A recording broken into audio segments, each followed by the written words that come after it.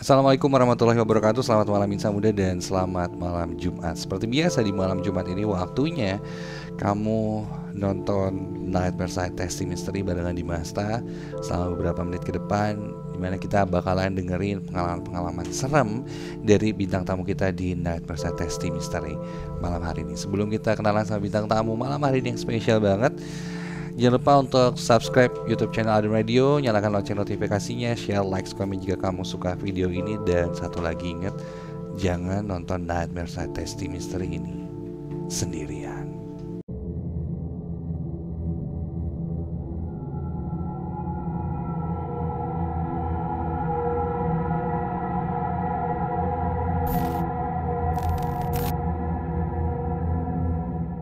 Dan bintang tamu kita malam hari ini adalah seorang penyanyi muda yang luar biasa banget. Gak cuma nyanyi, bahkan dia juga acting juga, jago gitu, main film dan lain-lain. Ini dia Shakira Jasmine. Hai. Halo Kak Dimasta, halo semuanya.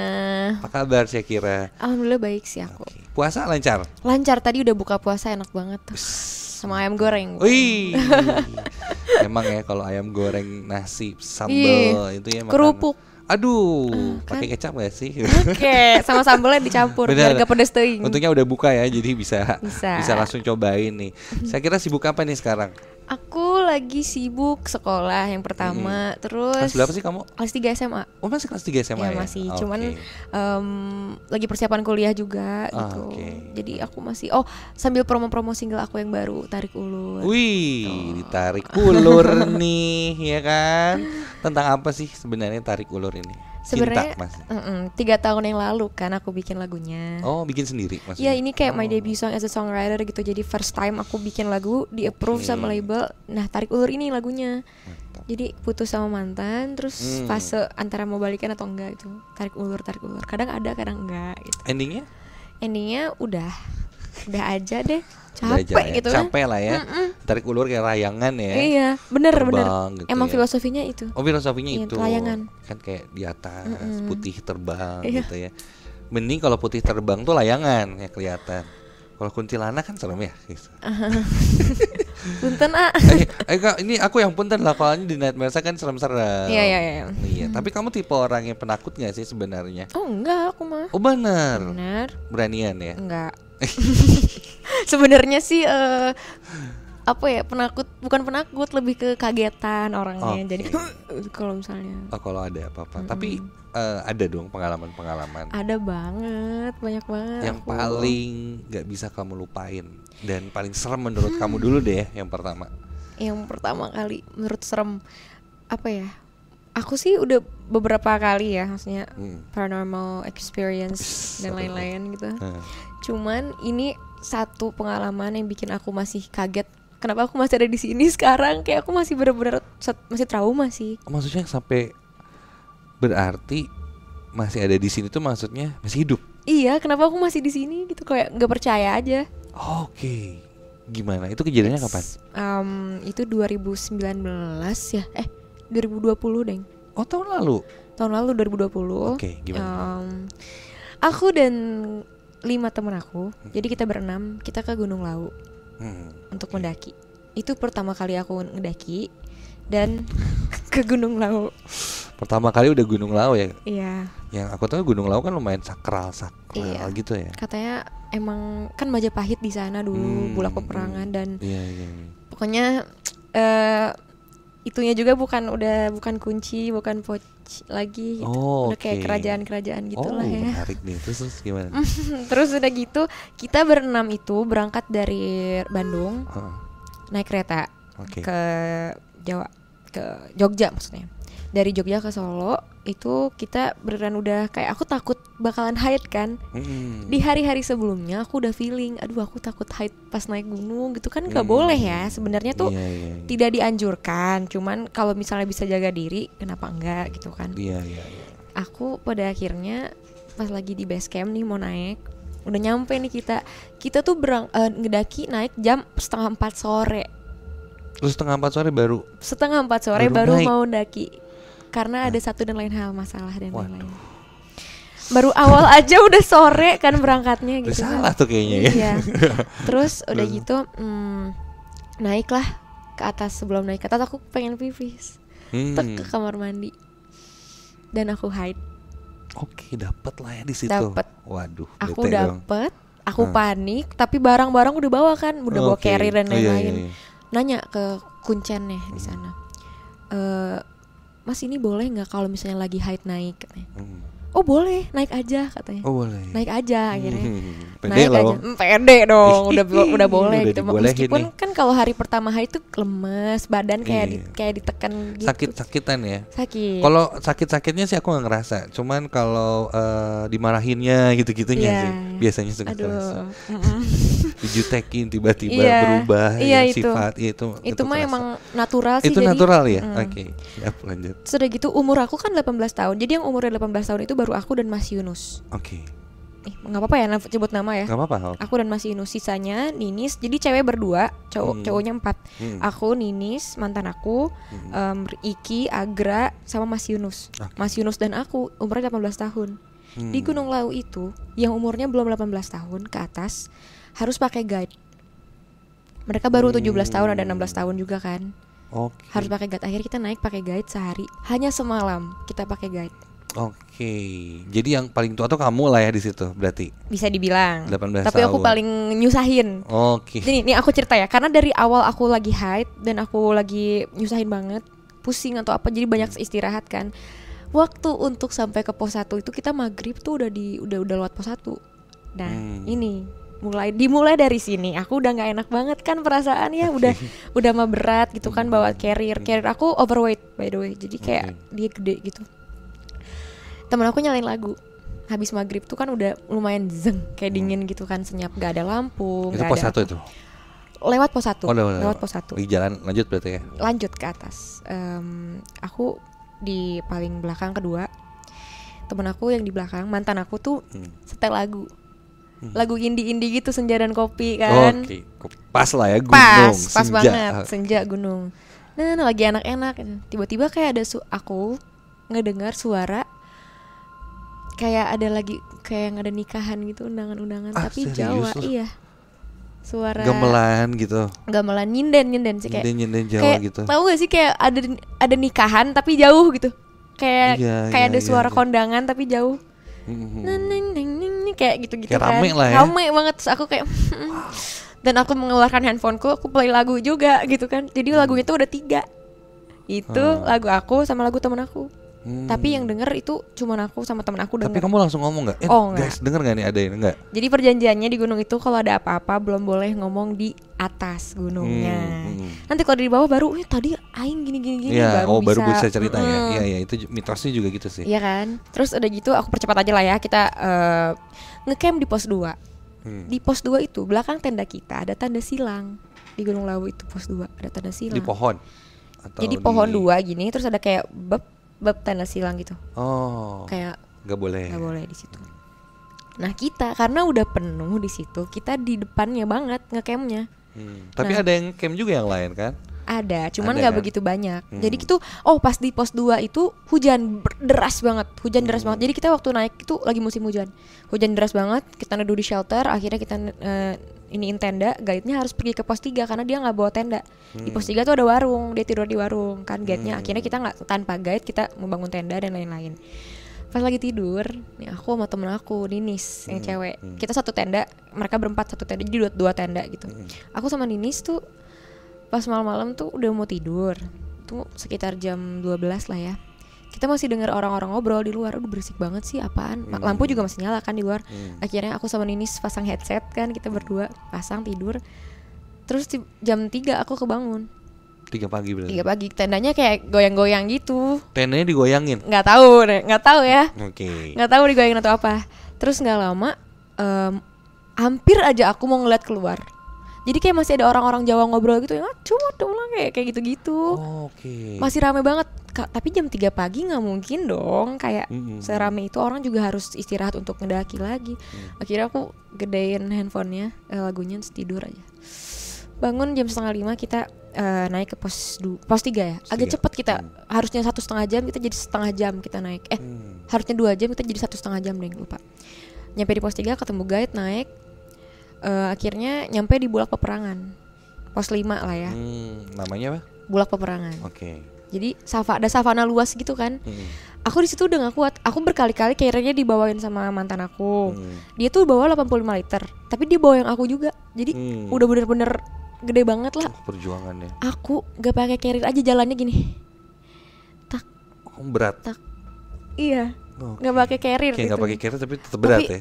Karena lagi sakit kali ya. Lagi sakit. Gak lama nyampe lah di puncak. Kita summit pagi-pagi, subuh-subuh nyampe puncak.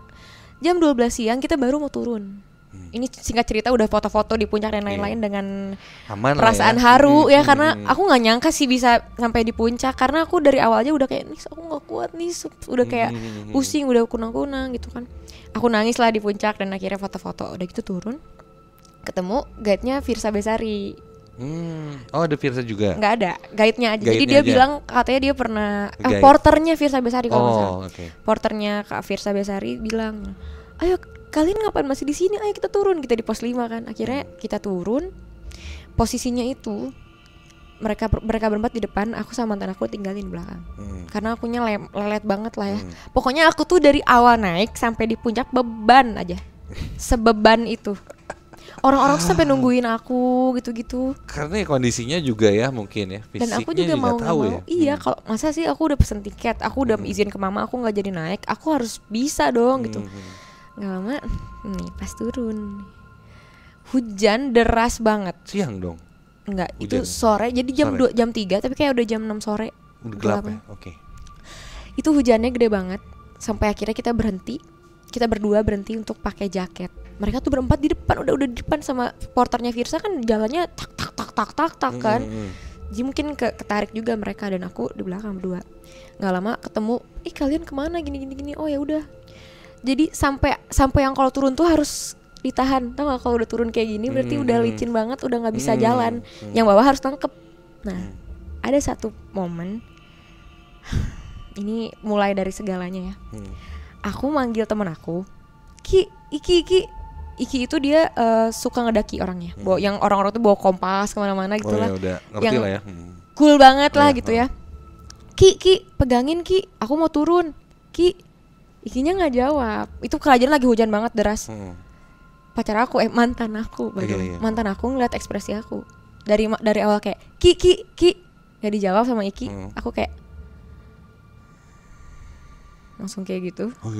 Aku berdiri, nyusul semua orang. Tak. Kan merinding.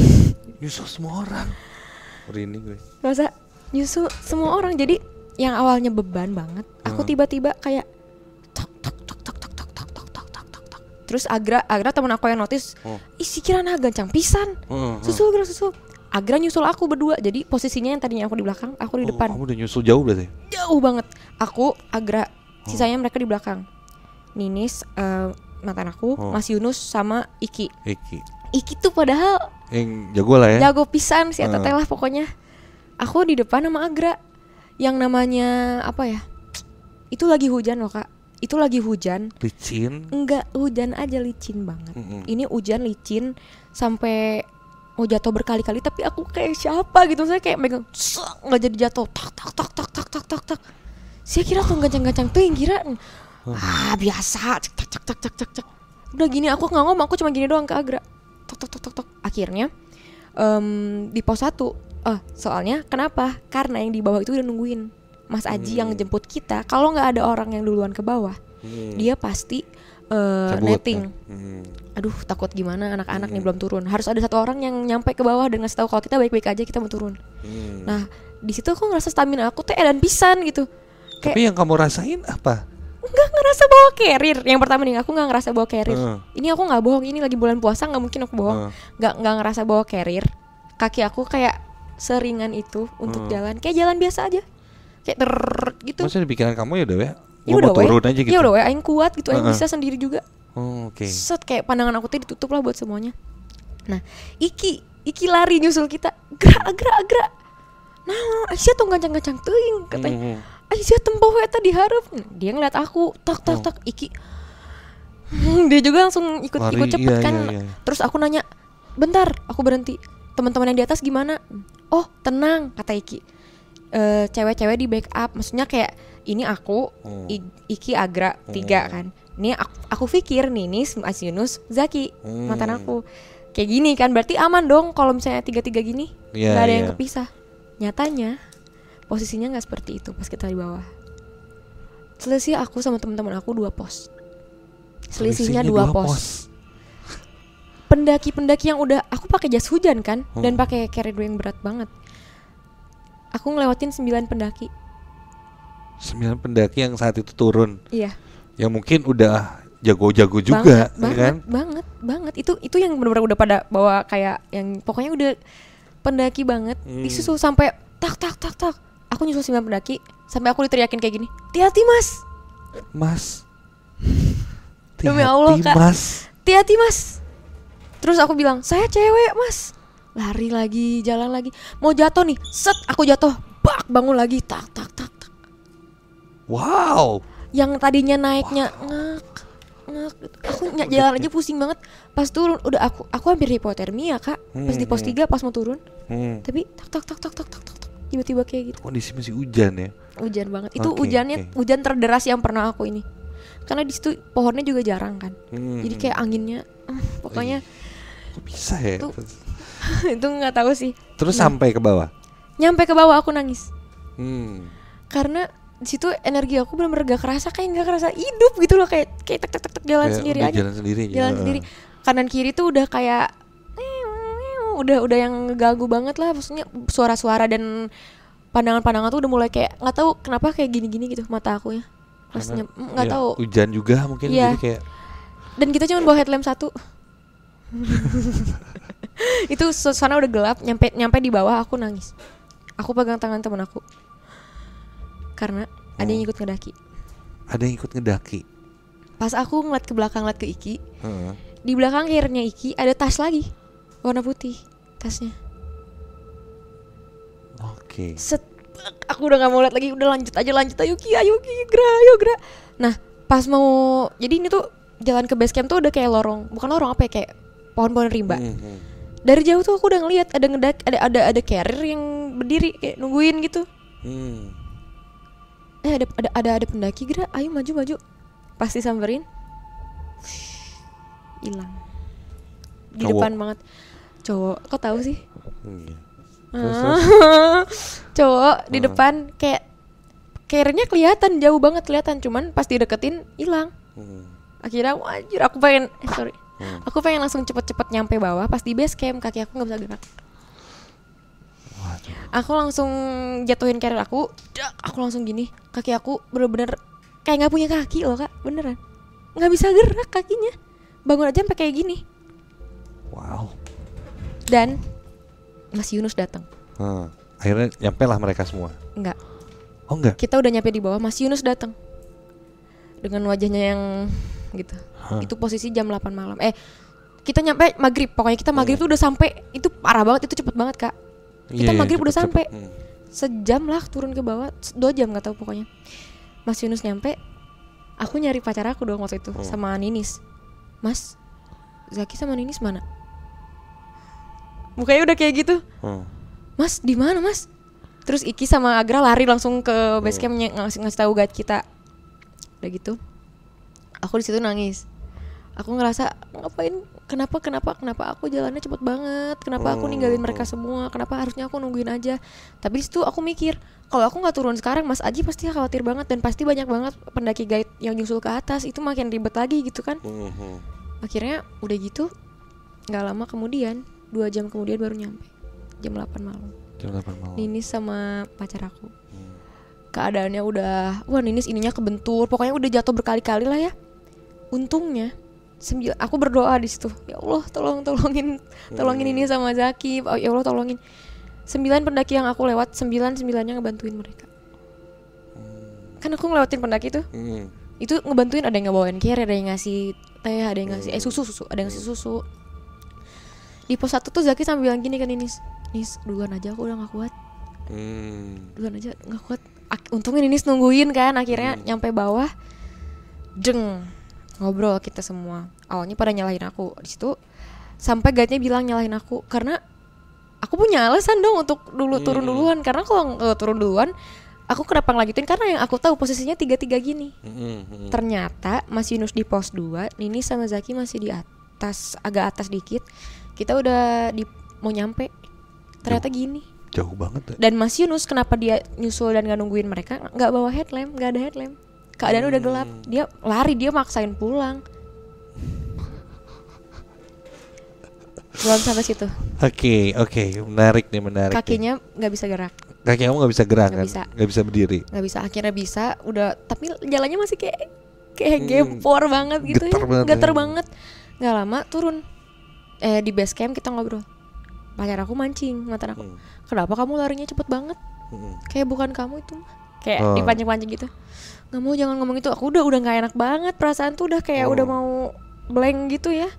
Nggak lama. Deng, ada yang masuk. Kamu kesurupan? Aku kesurupan. Ngomongnya Jawa Medok. Aku ngomong Jawa Medok. Udah kamu sama sekali nggak bisa kan? Kayak gitu-gitu. Terus datang kuncennya. Si penjaga, bukan penjaga apa ya? Yang punya base camp itu datang. Ada apa katanya. Terus aku kan, terus siapa? Aku takut tapi dia nggak ngelawan, cuman kayak ngomong Jawa aja gitu. Aku nggak ngerti. Ada temen aku sampai kayak yang cowok sampai kayak gini. Si Agra kan orangnya rada-rada kocak ya. Wah, aing sieun tekut aing sieun nempok gitu kan. Tiba-tiba disamperin ngomongin Jawa, diajak ngobrol Jawa sama si aku nggak tahu lah ya aku mah. Sudah gitu, udah aja dikeluarin. Bisa akhirnya keluar. Si masnya nanya, tadi malam ngecamp di pos berapa? Di pos 2 sama di pos 5. Hah, di pos 2? Aduh, katanya. Gitu. Di pos 2 itu tanda silangnya itu katanya portal untuk ke dunia lain. Dan ada dan ada genderuwo cenah di situ teh sama cewek yang di belakang shelter. Dia sampai bilang, harusnya jangan di pos 2. Kalian di pos 2 ada tanda silang di situ tuh nggak boleh, katanya dilarang. Kamu ada di depan situnya banget, makanya digoyang-goyangin tendanya. Woi pindah, woi gitu kali. Aduh. Nih portal gue nih mau masuk nih. Takut. Yang aku masih nggak percaya tuh kenapa aku masih ngerasain aku bisa inget gitu, kenapa aku bisa secepat itu jalannya. Tapi kamu inget kan? Aku inget jalan aku secepat itu. Iya inget ya. Tapi pas kamu kesurupan kamu inget? Maksudnya masih dengar suara orang, tapi kamu nggak bisa kontrol badan kamu. Nggak bisa. Itu sama kayak mediasi kayak gitu. Iya, jadi kalau mediasi sama kesurupan tuh kadang beda ya. Kalau misalnya kesurupan tuh kan kayak udah blank, kamu udah nggak inget apa-apa tuh, nggak inget kayak kamu ngapain lari. Tapi ketika misalnya teman-teman saudara-saudara aku kan mediasi, itu dia setengah badan tuh masih diri dia sendiri. Jadi dia bisa ingat apa yang diucapin, bisa ngelihat apa yang terjadi, bisa jalan juga, dan mungkin yang terjadi. Tapi ada yang nggak bisa dikontrol. Aku cuma samar-samar doang dan aku nggak bisa ngapa-ngapain. Iya. Ya itu berarti ada yang menempel saat itu sama kamu jalan. Mungkin seorang pendaki yang dulunya meninggal di sana, terjatuh dan kakinya patah mungkin sampai akhirnya nggak bisa balik. Tapi setelah itu di pasar setan, pasar Dieng ya ngomongnya. Di pasar Dieng itu katanya aku udah nyiapin 5 koin ya. Aku mah udah firasat kan kalau dengar orang suara jual beli dan lain-lain, suara gambaran itu harus lempar koin. Iya, pasar gaib gitu ya. Aku udah lempar koin 2 kali. Berarti aku udah lempar koin 2 kali, Kak. Di situ udah enggak kuat banget beneran. Di pasar Dieng itu kan di atas sebelum ke puncak ya. Dan aku, jadi ini aku, teman-teman, ini ada bukit lagi yang lain. Ada, aku ngeliat dai gitu kayak kiai tapi segede pohon, segede gini. Jadi ini gunung nih, perbandingannya nih gunung, ini dai. Ini kita yang titik ini. Tinggi berarti? Gede banget, tapi kayak lagi diem gitu. Putih. Ih, kau tahu? Takut ya. Kayak kiai tapi putih gitu warnanya, tapi jauh banget. Tapi gede. Berarti kamu teh nggak tahu ya, kalau misalnya dari pengalaman aku, kalau misalnya ada kayak gitu-gitu biasanya nyamperin dulu orang yang bisa ada atau mungkin ada hal-hal yang deket banget sama perhantuan lah. Iya, nenek aku. Nenek aku manggil karuhun cenah ngomongnya teh.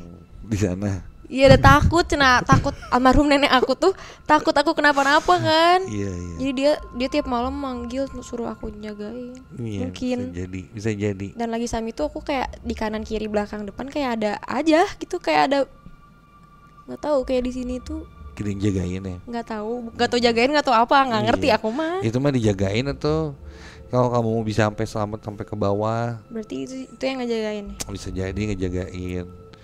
Tapi gitu. Aneh aja sih, kayak tiba-tiba gitu yang awalnya beban tiba-tiba tok.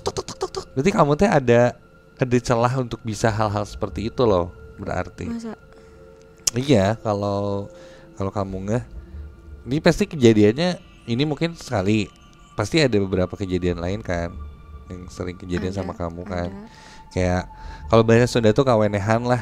Kawenehan tuh apa? Kayak misalnya apaan sih tadi lewat gitu. Iya, padahal orang lain tuh nggak lihat itu. Iya, pernah beberapa kali. Iya, terus kelibet hitam terus tiba-tiba ngedengar apa, dan itu tensinya, sensitifnya tuh lebih dari yang lain lah. Jadi intinya kamu tuh sebenarnya sensitif orangnya teh sama hal-hal seperti itu, karena mungkin ada keturunan kan atau apa. Jadi ketika datang ke suatu tempat yang sakral kayak gunung itu, wah ini orang bisa nih untuk diajak komunikasi atau mungkin apa dan lain-lain. Jadi akhirnya ke kamu, nggak ke teman-teman kamu yang lain. Tapi ke teman-teman aku juga ada satu. Ada juga ya. Ada yang manggil ceng, aceng. Agra kan dibagainya aceng ya. Agra cengos artinya.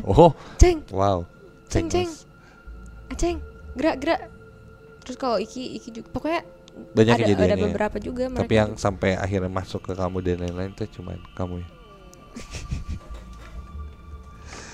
Jujur itu cepet banget Kak. 9 pendaki itu cepet banget. Bahaya loh itu ya. Kalau misalnya nyasar gimana? Iya, kalau jatuh aja, maksudnya kan teman kamu juga sampai ada yang bengap apa mungkin kejatuh. Ininya kebentur, aku sobek ini sama ini kakinya. Oh, celana sampai sini sobek.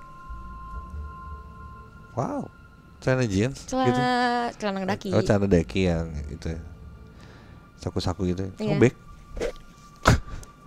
Ya bener sih kalau misalnya kamu bilang ya alhamdulillah masih ada di sini teh. Ya enggak, bener kan itu gila banget, cepet banget gitu. Dan nggak tahu siapa itu. Iya itu aku nggak tahu siapa. Mau cari tahu siapa nggak? Mau. Nanti ya. Terus sono lagi ke Gunung Lawu. Tapi itu nggak bikin trauma ngedaki? Bikin. Oh bikin akhirnya. Itu keadaannya tuh senyap, itu gelap, hujan, stepnya tuh cuma lumpur. Oke. Kanan kirinya hutan udah. Jadi kalau misalnya diajak pendaki lagi agak sedikit mikir. Sedikit mikir, tapi kalau musim hujan sih enggak. Kalau enggak musim hujan boleh lah rada-rada diet mah. Hai. Ngeri banget sih pengalaman kamu. Ini sampai hidup dan mati ya? Iya, itu hidup dan mati bang. Aku sampai mikir kalau misalnya aku mati di sini gimana? Aku masih mau nyanyi.